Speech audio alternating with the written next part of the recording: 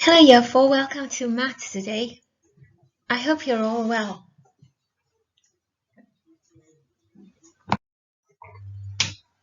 Here it's time for our Maths warm-up, everyone. And we've got here, if this is the answer, what is the question? And the answer is 32. If we look from the top, 6 times 5 plus 2 equals 32. 16 doubled equals 32. So you got 10 doubled is 20, 6 doubled is 12, 12 add 20 is 32.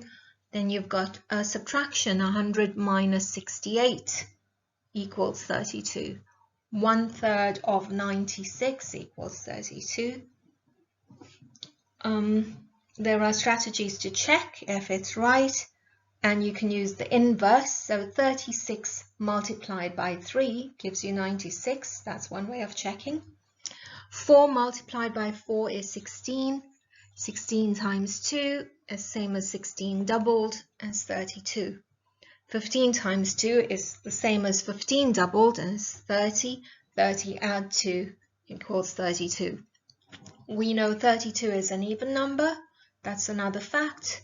And 40 minus 8 equals 32. And here's our place value. 10 add 10 plus 12 equals 32. It's partitioned in a different way. You've got a variety of ways of partitioning 32. This is just one example. Half of 64 equals 32, and 8 times 4 equals 32. So you've got to start. You're going to have to pause here and get started with how many questions you can come up with for 32. So pause for a few minutes and have a go. Remember, take pictures so you can send them in. I hope you enjoyed the activity with where the answer was 32, everyone. I'm curious to see what you came up with, so look forward to seeing your pictures. Here we have the 9 times tables trick. Have you seen this before? So it says when you multiply a number by 9, you point to the number that is not 9. So in this example, 5 is not the 9. Then you subtract 1 from that number, so it's going to be 4. 5 minus 1 is 4, and you write it after the equal sign. So then you have a think about what you add to 4 to make 9. And you know 4 plus 5 equals 9, and that's the second digit. So that's going to be the product.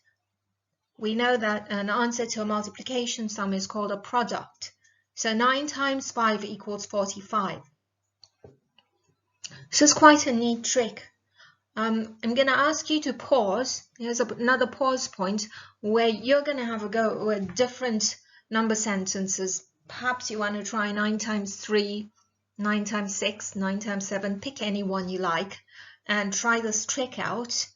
And maybe teach it to someone at home and see how you get on. They might know it. They may not know it. Enjoy. Did you enjoy that 9 times table trick, everyone? I did. I had a go with several different numbers and I came up with the right answer each time. Still with the 9 times tables, here you're going to have another pause point and you're going to check out the answers. They're all there for you, but spot the pattern this time. Share it with people at home, brothers or sisters, the grown-ups too, and discuss what pattern there is. What patterns did you spot, everyone? Did the others at home spot patterns you didn't? Did you spot patterns they didn't? It's quite an interesting task. So on the slide you have a web link on the top, and we're going to recap different ways data can be displayed. So have a go with watching and listen out for the different ways data is displayed on the video. Here you have 2 bar chart examples. To the left it says favorite types of music, which is the heading. On the vertical end it says number of students. On the horizontal it says types of music. The different types of music is hip-hop, classical, rock and jazz. The scale goes up in tens, and the number of people chose hip-hop as their favorite type of music is 60. How many people chose rock as their favorite type of music? Read the bar chart. Look where the bar stops for rock music. It's in between 30 and 40. And that tells us 35 people voted for rock. And we can see the bar goes all the way up to 70, and that tells us under jazz, 70 people voted for it as their favorite type of music.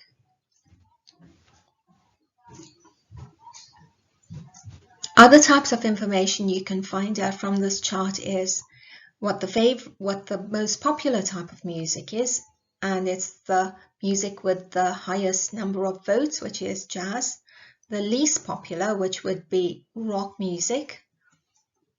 And the difference, we can find out the difference between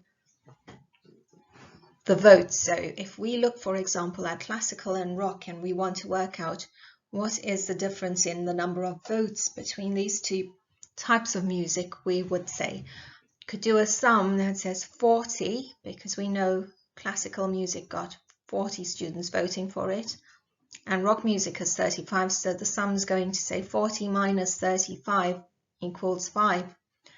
So the difference between classical and rock is 5 votes.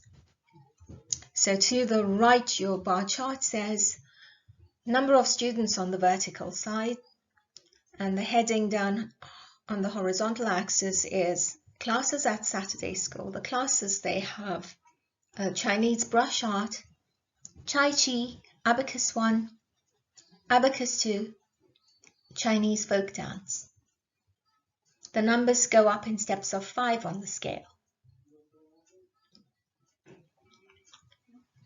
What types of questions could we ask from looking at this bar chart?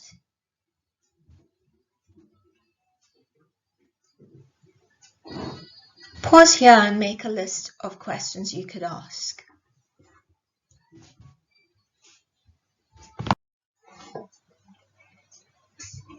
On here we have a bar chart, and the scale goes up in steps of 20. A boat takes visitors out into the sea to watch dolphins swimming.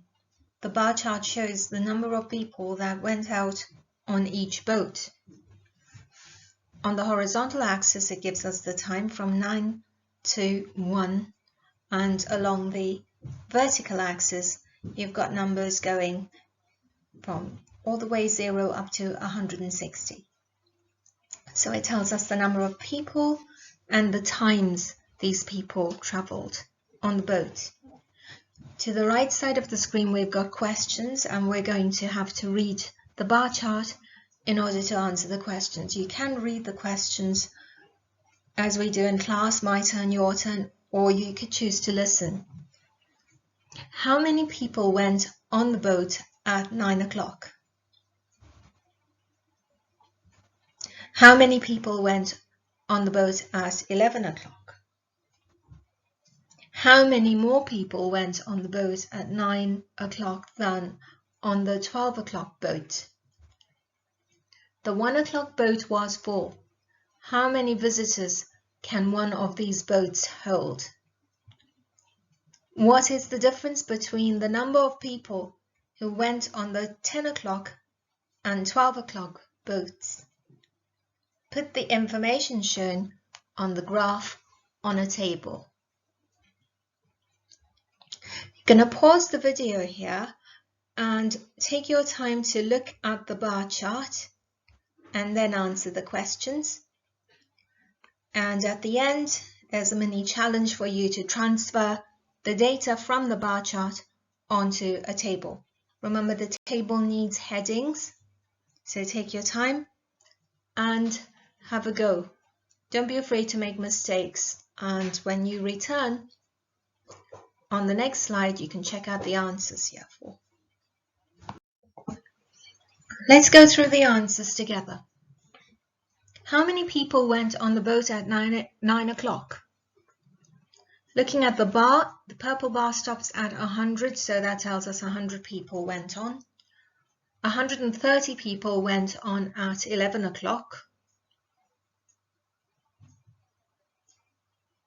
We know the number between 120 and 140 is 130. So the next question says, how many more people went on the boat at 9 than on the 12 o'clock boat? So we're going to look at the number of people on the 9 o'clock boat, which is 100. And then we know if we look on the 12 o'clock boat, there's 60 people who travelled. And then to work out the difference, you'll do the sum 100 minus 60 equals 40 people. The 1 o'clock boat was full. How many visitors can one of these boats hold? The boat was full, that means no empty seats, and it goes all the way up to 160. That's why the bar chart stops at 160.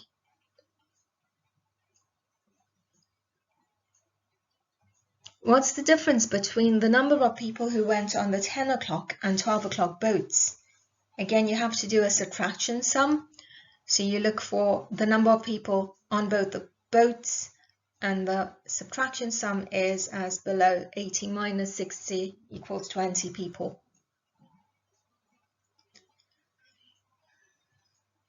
Look below the bar chart for my example of the table. I've given the table headings for each part of the information. There's both times on the left. On the right, you have the number of people. Did your table look something like that? You can check and make corrections to your answers.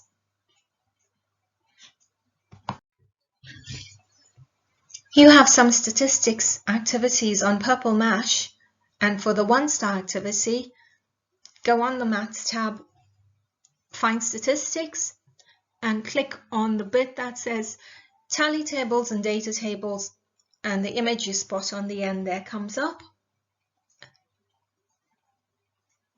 And for the 2 stars, you go on the same place for Statistics in Maths, but click on Solving Questions Using Charts, and your activity comes up. You can do both the activities and check out the answers and your scores. Enjoy!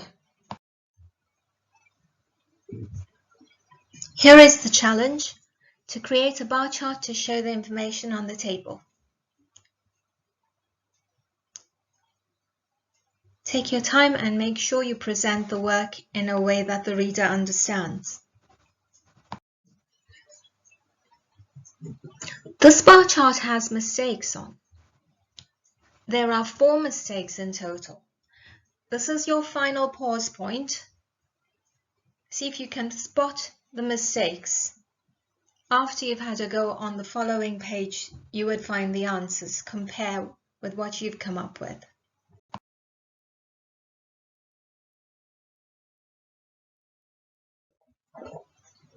Finally, here's a bar graph image once again.